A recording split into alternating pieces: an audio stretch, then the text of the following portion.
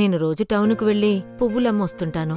రానుపోను ఖర్చులే ఎక్కువ అవుతుండటంతో చాలా ఇబ్బంది పడుతున్నాను. మా అమ్మ ఊళ్ళో ఉంటుంది. వారానికొకసారి వెళ్లి అమ్మని చూసి రావాలనుంటుంది. కాని బస్ ఛార్జీలు ఖర్చు ఎక్కువవుతుందని నెలకో 2 నెలలకోసారి వెళ్లి అమ్మని చూసొస్తూ ఉంటాను.